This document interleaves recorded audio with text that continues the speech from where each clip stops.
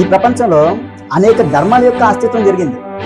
అయితే మానవుల యొక్క బుద్ధి అనేక రకాల కారణంగా అనేక రకాల ధర్మాలు, మూలాలు, అలాగే అనేక రకాల శాఖలు, అనేక రకాల మతాలు అనేవి ఏర్పడ్డాయి. అవేంటో ఇప్పుడు తెలుసుకుందాం.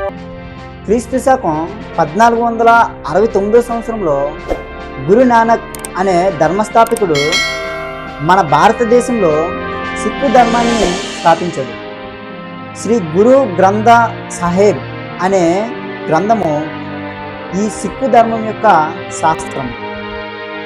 క్రీస్తు పూర్వం 601 సంవత్సరంలో తావో చే అనే ధర్మస్థాపకుడు తావో అనే ధర్మాన్ని స్థాపించాడు.